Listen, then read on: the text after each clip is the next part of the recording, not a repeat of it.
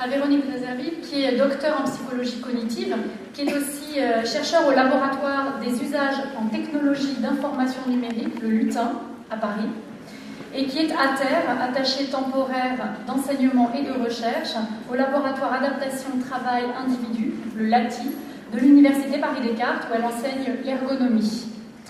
Et Véronique Tréserville intervient régulièrement avec Thierry Bacchino, qui est le directeur scientifique du Lutin dans le domaine de la lecture électronique, et puis pour réfléchir à ses implications sur notre système cognitif. Et elle va justement nous parler des compétences qui sont mobilisées par la lecture sur écran. Bonjour, d'abord merci Sonia de m'avoir invitée. Moi je vais vous parler de psychologie cognitive de la lecture. Donc effectivement, quelles sont les compétences requises par notre cerveau, d'abord dans la lecture en général, je vais vous montrer ça, et puis ensuite, plus particulièrement en lecture sur l'écran. Alors, l'écriture a 5000 ans, et en 5000 ans, elle a connu différents supports. On peut dire que la première révolution, ça a été lorsque les moines irlandais ont eu l'idée de mettre des espaces entre les mots, de passer d'une écriture discontinue continue à une écriture discontinue. Et la deuxième grande révolution, ça a été lorsque Gutenberg a inventé l'imprimerie. Et du coup, il a permis de mettre le livre et la connaissance à la disposition de tout le monde. Alors, est-ce qu'on est en train de vivre la troisième révolution avec la révolution numérique? On va voir. Le fait est que nous avons dans notre cerveau des détecteurs spécialisés dévolus à la lecture. Et ce qui est intéressant, donc ils sont situés, ces zones spécialisées sont situées dans l'aire occipito-temporale ventrale.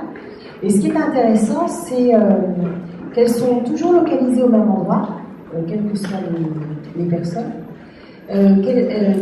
Ces aires, elles s'adaptent finalement à l'écriture qu'on connaît, puisque on écrit du chinois, de l'hébreu, du français, eh bien, ces aires sont toujours les mêmes.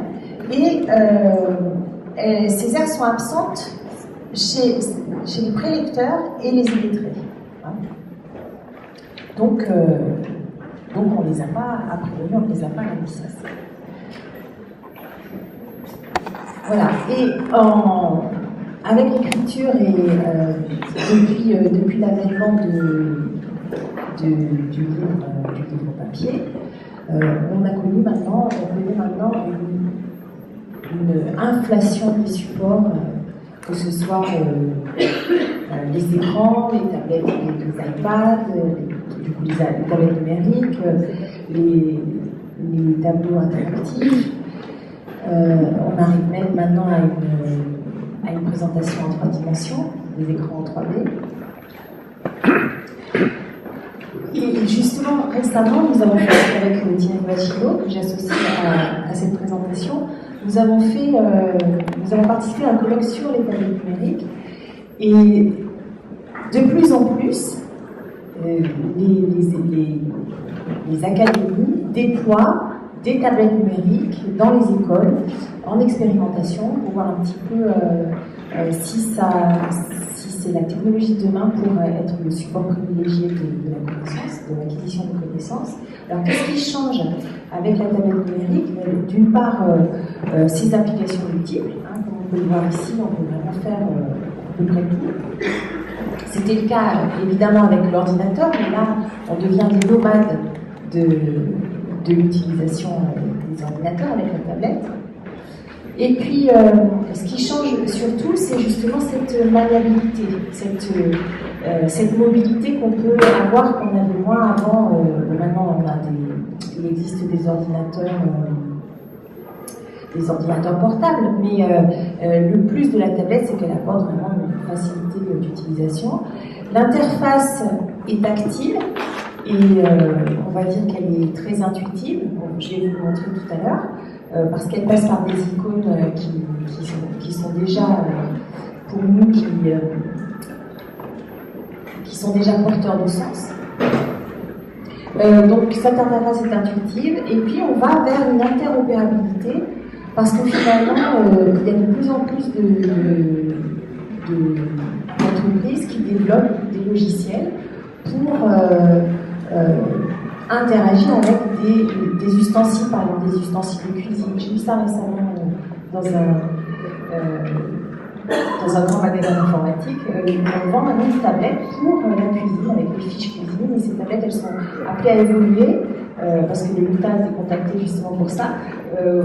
On a peut-être un contrat là-dessus. Elles sont appelées à évoluer pour, à distance, commander un four, enfin exécuter une recette un petit peu à distance. Alors, le plus de la tablette, c'est évidemment la mobilité, mais également la posture. On peut l'utiliser de différentes manières. Alors, est-ce que c'est vraiment une évolution? Parce que finalement, ce qu'on va voir aussi, c'est qu'on revient à des gestes, par exemple sur les tablettes, on revient à des gestes très intuitifs, des gestes de base. Et là, je trouve un peu des étapes. Alors, malheureusement, il n'y a pas beaucoup, pour l'instant, il n'y a pas beaucoup d'études sur les tablettes numériques, enfin d'études scientifiques, qui vraiment a été menée de manière très rigoureuse. Mais on en a trouvé une, celle de Starker collaborateurs, sur la mobilité et la posture. Donc, c'est une étude comparative qui porte sur la mobilité, sur la posture et l'activité musculaire corporelle de coloriage, et qui est menée chez des enfants de 5 à 6 ans, donc du CP. Alors, cette étude montre que les effets, disons, négatifs, ce serait que la tâche sur ordinateur est la plus neutre en termes de posture, parce qu'il y a peu de flexion du cou et de la tête. Et également, la posture sur tablette est très proche de celle sur papier. Et il y a une grande asymétrie entre le cou et la tête, et on sait en ergonomie que lorsqu'il y a une grande asymétrie entre le cou et la tête, par exemple, il y a un risque de ce qu'on appelle les TMS, c'est-à-dire les troubles musculo-squelettiques.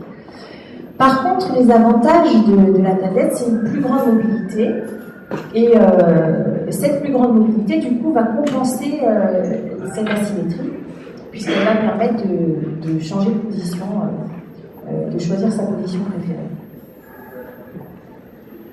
Alors, ce qu'il faut savoir également, c'est que il y a des zones préférées qui ont été designées, on va dire, sur les tablettes, parce que c'est évidemment plus facile. Ce sont des zones en fait qui ont été élues comme étant plus faciles d'accès lorsqu'on tient la tablette en main. C'est plus facile d'accès par le pouce, par exemple, ou d'être sur le coin inférieur droit ou gauche. Donc c'est ce qu'on appelle les zones préférées. Et il y a des nouveaux gestes tactiles qui finalement, un jeune me disait la dernière fois, mais finalement les gestes tactiles qu'on a sur la tablette, c'est des gestes qui sont des gestes de la vie de tous les jours, qui ne sont pas nouveaux, c'est-à-dire par exemple exécuter une pression rapide sur l'écran, zoomer, glisser son doigt sur l'écran pour déplacer un objet, exécuter une rotation. Voilà. Toutefois, ce qu'on peut reprocher encore pour l'instant à la tablette au niveau ergonomique, c'est que la précision est limitée par la taille de la pupille des doigts. Alors que sur ordinateur, on avait la possibilité d'avoir accès à une fonction par au moins trois voies, c'est-à-dire la souris, les menus, etc.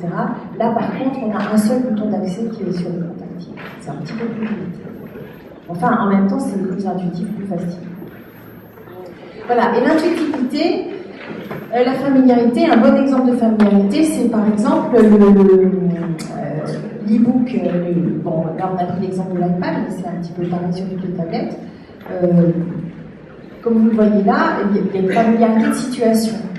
C'est-à-dire que les livres sont disponibles dans une bibliothèque, et pour nous, au niveau cognitif, ça nous parle, puisque en général, les livres sont dans des bibliothèques. Et également, familiarité d'action, parce que finalement, les concepteurs ont designé les mêmes icônes sur par exemple, pour ne pas citer Apple, mais sur l'iPad, sur l'iPhone, etc. Donc, on peut facilement passer d'un support à un autre sans être obligé de repasser par un nouvel apprentissage. Voilà, alors je vous disais tout à l'heure qu'il y avait une multitude de supports, Et qui dit multitude de supports dit multitude d'informations. Alors, par exemple, la Bibliothèque du Congrès a 140 millions d'ouvrages, et c'est 10 millions de fois moins que les documents disponibles sur Internet. Et justement, depuis 2008, la Bibliothèque nationale de France a entrepris une numérisation de masse. Alors, je vous conseille d'y aller, c'est très intéressant. Il y a 100 000 ouvrages qui sont numérisés par an, 2500 documents sont mis en ligne par semaine, et c'est vraiment une source intéressante pour les jeunes, pour les moins jeunes. Alors, on disait une multitude de supports, une multitude d'informations, mais également ces informations sont présentées de manière complètement, elles peuvent être présentées de manière complètement différente.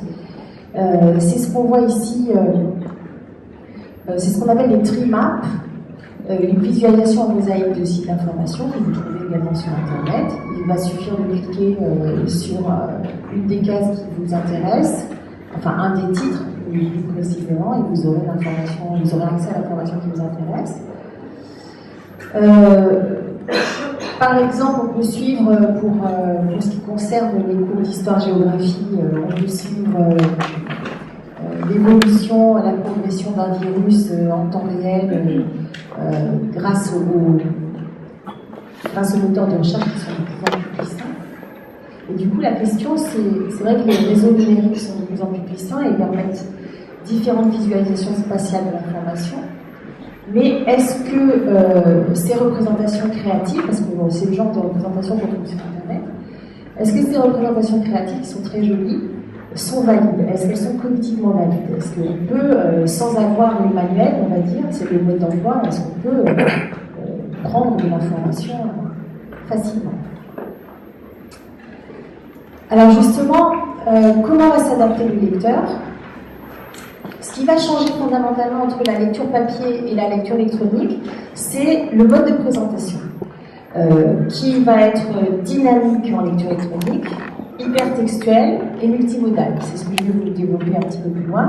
Et également le rétroéclairage de l'écran qui risque de créer, qui crée de la fatigue visuelle. Mais avant de vous parler, de rentrer dans le vif du sujet, j'aimerais vous parler d'abord de la lecture pure, parce que c'est important de savoir comment fonctionne le mécanisme perceptif dans la lecture. Et en fait, ce qu'il faut savoir, c'est que nous sommes contraints qu'on fasse de la lecture musicale, de la lecture électronique, de la lecture sur papier, de toute façon, on est contraint de la même manière par nos mécanismes perceptifs, qui sont limités par la zone qu'on appelle la fovea, qui est au fond de la rétine, et qui nous permet, c'est cette seule zone qui nous permet de voir l'information de manière très nette. Et cette zone, en fait, elle est conditionnée par le type de cellules qu'on y rencontre, parce qu'en fait, on a deux types de cellules oculaires, les cônes et les bâtonnets. Les cônes sont responsables de la vision précise, et les bâtonnets sont responsables de la vision du mouvement. Et donc, du coup, dans cette zone de la fovea, on ne trouve que des cônes. Ils sont situés qu'ici. Vous voyez, elle est toute petite, c'est le petit point qu'on trouve au fond de la rétine.